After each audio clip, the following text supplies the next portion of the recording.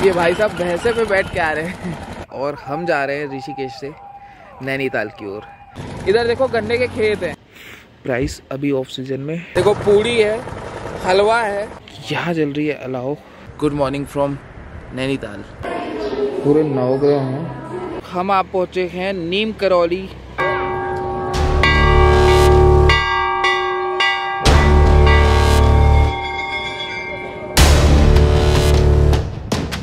हरिद्वार जो है वो यहाँ से कुछ 37 किलोमीटर की दूरी पर है, समीपुर के आसपास है। और हम जा रहे हैं ऋषिकेश से नैनीताल की ओर।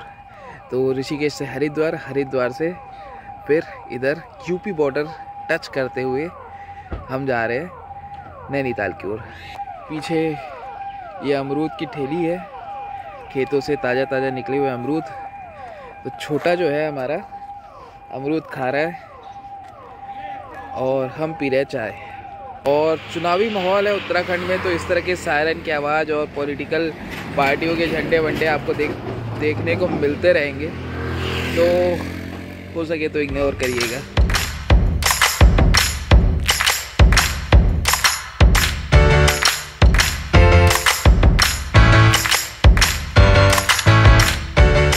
यूपी के अंदर है या फिर यूपी बॉर्डर में है, ये मुझे समझ में नहीं आ रहा है, क्योंकि ज़्यादातर जो गाड़ियां हैं वो यूपी नंबर प्लेट वाली दिख रही है। पीछे जनरेटर चल रहा है, जनरेटर की जो आवाज़ है ट्यूबवेल की वो काफ़ी ज़ोर शोर से आ रही है। तो हो सकता है कि मेरी आवाज़ थोड़ी सी दब रही हो।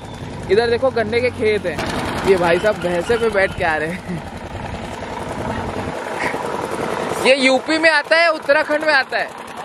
ये यूपी में आता है कि उत्तराखंड में आता है? यूपी में आता है। इधर जो है ना ये सरसों के खेत हैं। फिलहाल यूपी में नगीना नाम का एक एरिया है। रास्ते में ना अभी तक जो मिली है ऐसी सिंगल लेन सड़क मिली है, इसलिए कहीं गाड़ी रोकने के लिए मिला। हालांकि ढाबा वगैरह बहुत सारे पड़े, लेकिन हम ढाबे में नहीं रुकना चाह रहे थे।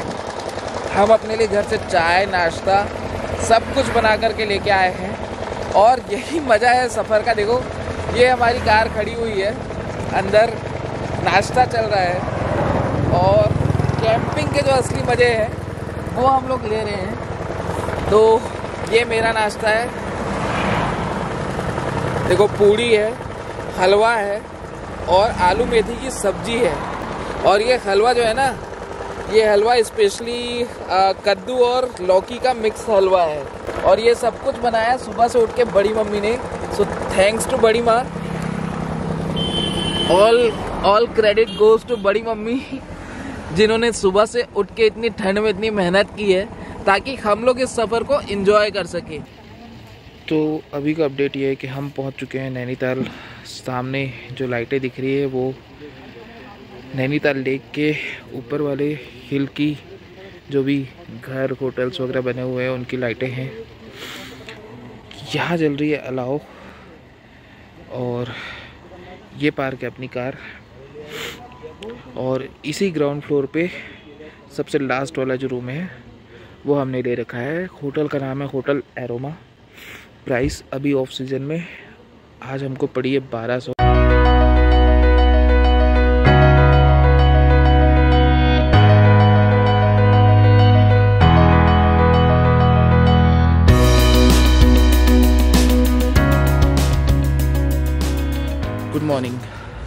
Good morning from Nainital. ये वो जगह है, ये वो चेयर्स हैं जहाँ पे रात को मैंने दिखाया था कि हम अलाव ताप रहे थे। और पीछे जो खूबसूरत सा एक नज़ारा आपको नज़र आ रहा है पेड़ और घरों का, ये है नैनीताल। नीचे नैनीताल है, लेक है यहाँ पे नीचे में, जो अभी हम थोड़ी देर में जाएंगे, बस कुछ देर में, शायद 1-1.5 घंटे के अंदर, क्योंकि अभी बज रहे हैं सुबह के 6:30 और जस्ट अभी मॉर्निंग हुई है। मैंने एक्चुअली देखा है डार्क से लाइट होते हुए और बहुत ज़्यादा खूबसूरत ये नज़ारा था। बट ठंड इतनी ज़्यादा है अभी, शायद यहाँ पे कोई भी नहीं उठा हुआ है, शायद होटल का स्टाफ भी नहीं उठा होगा, गेस्ट भी नहीं उठे हुए हैं। अपनी तो आदत आप जानते हैं, तो आपन तो उठ गए नज़ारे देखने के लिए। 8 से 10 गर्म पानी आता है यहाँ पे इस होटल में। गर्म पानी आएगा, नहाएंगे और फटाफट से निकल चलेंगे आज के अपने सफ़र पे।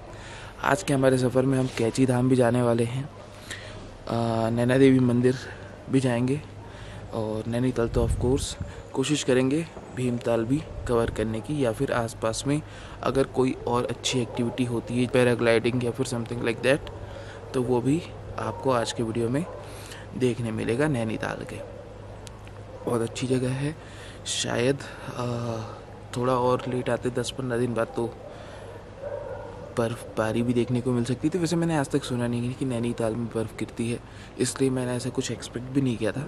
बट टेम्परेचर जो है वो रात को 10 बजे ही 0 हो चुका था और रात भर टेम्परेचर -1 -2 रहा है। तो मोस्ट प्रोबेबली शायद न्यू ईयर्स वगैरह के आसपास में गिरती होगी। अदरवाइज़ आप यहाँ कभी भी आए, चाहे आप फरवरी से मार्च के बीच में आए, गर्मियों के मौसम में आए, या फिर अभी आए अक्टूबर से लेकर के दिसंबर के बीच में, जगह बहुत प्यारी है, बहुत कुछ है यहाँ पे एंजॉय करने के लिए। और जैसे जैसे ठंड का सीज़न अपने पीक पे आते जाता है तो लोगों के हाथ ऐसे बाहर से अंदर जेबों में चले जाते, इतनी ठंड हो जाती। बाय द वे मैंने अभी एक टी शर्ट, उसके ऊपर दूसरी टी शर्ट, फिर ये स्वेटर एंड देन ये जैकेट पहन रखा है। तो आप थोड़ी देर एंजॉय कीजिए नैनीताल के इन खूबसूरत नज़ारों का सिनेमैटिक शॉट्स। आवाज़ मेरी क्योंकि बहुत ज़ोर से निकल नहीं रही है, चाय पीऊँगा, नहाऊँगा, तो शायद मेरी आवाज़ आपको ज़्यादा ऑडिबल होगी। फिर हम मिलेंगे सीधे नैनीताल, या तो मॉल रोड के पास में, या तो फिर सीधा लेक के पास में।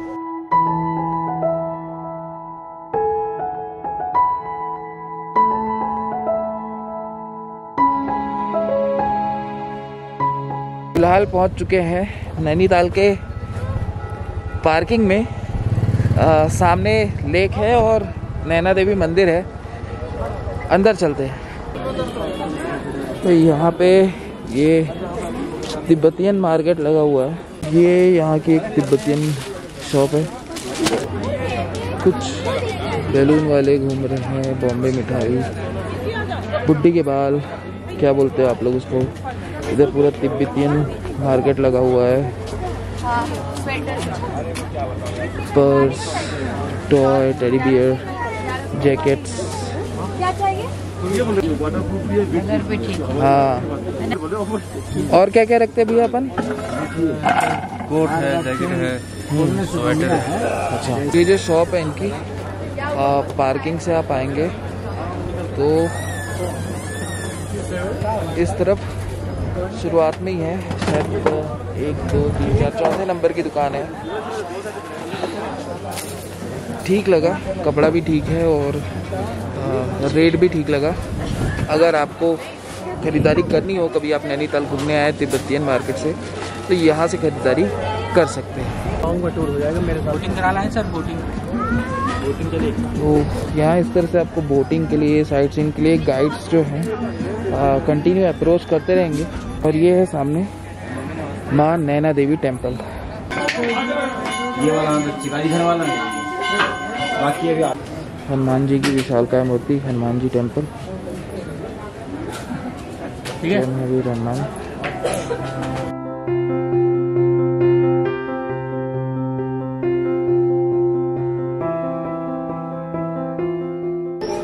जय संतोषी माता।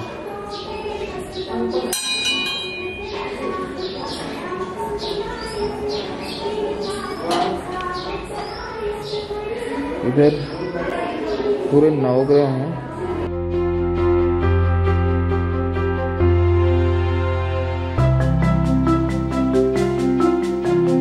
और इस तरफ है भगवान राधा कृष्ण।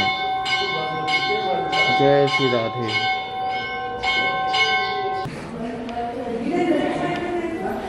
ये दशावतार मंदिर है। तो ये है भगवान विष्णु के 10 अवतार, शिव पार्वती अवतार, मत्स्य अवतार, कच्छ अवतार, वराह अवतार, नरसिंह अवतार, वामन अवतार, परशुराम अवतार, राम अवतार, कृष्ण अवतार, बुद्ध अवतार, कल्कि अवतार। ये है नैनीताल की लेक, नैनी लेक। लोग बोटिंग का मज़ा ले रहे हैं और हम उनको देख के मज़ा ले रहे हैं। मंदिर बिल्कुल जुड़ा हुआ है देख रहे बड़ी माँ कितनी सारी मछलियाँ हैं, मछली मछली।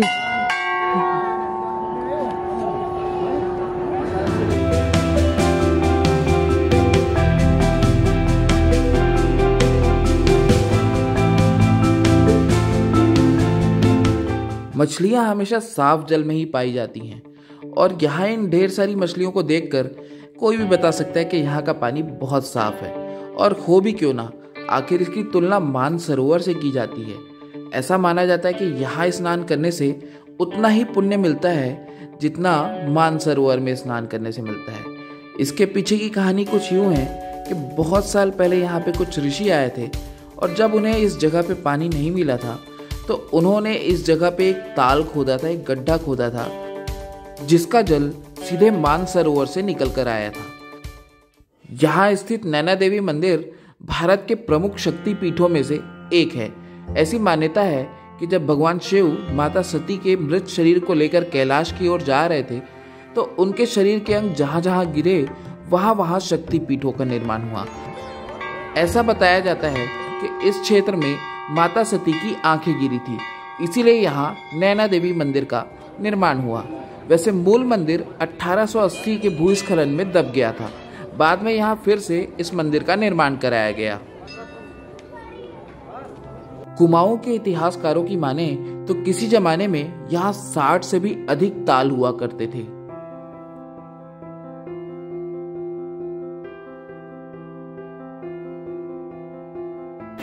तो नैनी लेक और नैना देवी मंदिर के दर्शन करने के बाद लगभग 20 किलोमीटर दूर हम आप पहुँचे हैं नीम करौली, कैंची धाम भी जिसे कहा जाता है। काफ़ी फेमस प्लेस है बाबा नीम करौली आश्रम। इस जगह की खासियत यह है कि यहाँ पे मार्क जकरबर्ग और बिल गेट्स जैसी हस्तियाँ आ चुकी है, अगर मैं गलत नहीं हूँ तो। और ऐसा माना जाता है कि यहीं से जाने के बाद उन्हें अपने जीवन का सही अर्थ समझ में आया, सही मकसद समझ में आया। हालांकि अब बाबा नीम करौली तो रहे नहीं, लेकिन उनके शिष्य हैं और ये मंदिर यहाँ पे है। चलिए अंदर चलते हैं और दर्शन करते हैं।